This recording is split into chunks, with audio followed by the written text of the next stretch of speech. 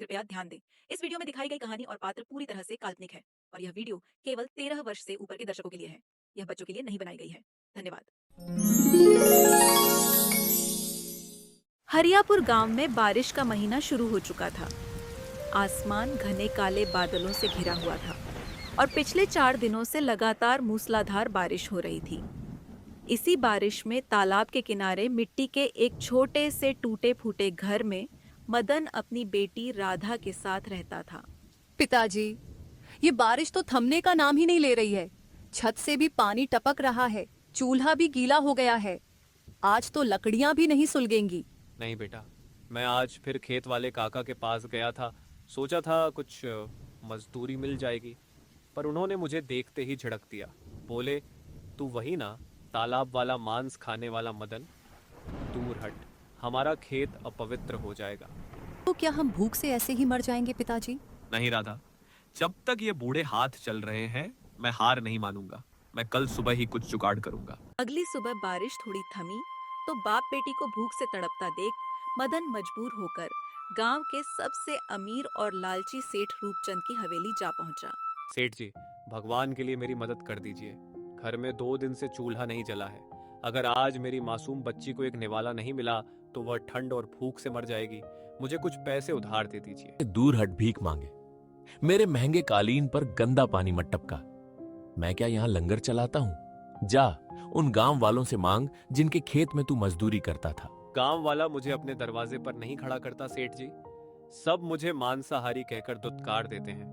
मैं दिन रात खून पसीना एक कर दूंगा, पर आपके कर्ज का एक एक पैसा पाई पाई चुका दूंगा। देख मदन, पैसा तो मैं तुझे दे दूंगा, तुझसे 1 रुपया ब्याज भी नहीं लूंगा, पर मेरी एक शर्त है।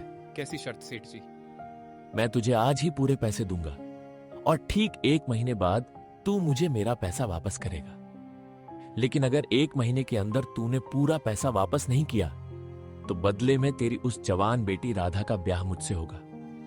वो इस हवेली की रानी बनेगी। ये आप क्या कह रहे हैं सेठ जी? राधा आपके लिए छोटी बच्ची जैसी है। आप उसके बाप की उम्र के हैं। एक गरीब की लाचारी का इतना नीच फायदा मत उठाइए। एक बच्ची का सौदा करते हुए आपको भगवान से डर नहीं लगता? भगवान और पाप पुण्य सब मेरी इस तिजोड़ी में बंद रहते हैं मदन। शर्त यही है, या तो चुपचाप इस कागज पर अपना अंगूठा लगा और पैसे ले जा, या फिर खाली हाथ अपने घर लौट जा और अपनी आंखों के सामने अपनी बेटी को भूख और ठंड से मरते हुए देख। फैसला तेरा है मदन, जिंदगी या मौत। मदन हाथ में राशन और सूखी लकड़ियां लेकर अपनी टूटी झोपड़ी में वापस आता है। चूल्हा जलता है और खाना पकने लगता है। राधा खाना देखकर बहुत खुश होती है, पर मदन के चेहरे पर सिर्फ आंसू और बेबसी थी। पिताजी, आप पैसे और राशन ले आए। अब हम ठंड और भूख से नहीं मरेंगे। पर आप रो क्यों रहे हैं पिताजी? क्या हुआ? बेटी, सेठ रूपचंद ने पैसे तो दे दिए, लेकिन उस पापी ने एक ऐसी घिनौनी शर्त रखी है जिसे सुनकर मेरा कलेजा फट रहा है। कैसी शर्त पिताजी? आप रोना बंद कीजिए और मुझे साफ साफ बताइए। सेठ ने कहा है कि अगर 1 महीने के अंदर मैंने उसका पूरा पैसा वापस नहीं किया तो बदले में उसे तुझसे शादी करनी होगी। मैंने तेरी जान बचाने के चक्कर में तेरी जिंदगी दांव पर लगा दी। मेरी बच्ची, मैं बहुत मजबूर था। यह सुनकर राधा एक पल के लिए सदमे में चली गई, पर भूख से बचने के बाद उसके अंदर एक नई ताकत आ गई थी। उसने रोने के बजाय हिम्मत से काम लिया। पिताजी, आप रोना बंद कीजिए। रोने से हमारा कर्ज माफ नहीं होगा। इन पैसों से हमने आज अपनी भूख मिटाई है। अब हम इन्हीं पैसों से उस सेठ का कर्जा भी उतारेंगे। कोई फरिश्ता हमें बचाने नहीं आएगा। रास्ता हमें ही निकालना पड़ेगा। पर कैसे बेटी? 1 महीने में इतने सारे पैसे कहाँ से आएंगे? गांव वाले तो हमें मजदूरी भी नहीं देते। पिताजी, हम इन बचे हुए पैसों से गांव के बाहर हाईवे के रास्ते पर एक छोटा सा ढाबा खोलेंगे। वहां से रोज बहुत से मुसाफिर और गाड़ियां आती जाती हैं। हम उन आने जाने वाले लोगों के लिए आपके हाथ का लाजवाब देसी मटन और गर्मा गर्म चावल बनाकर बेचेंगे। मटन चावल का ढाबा?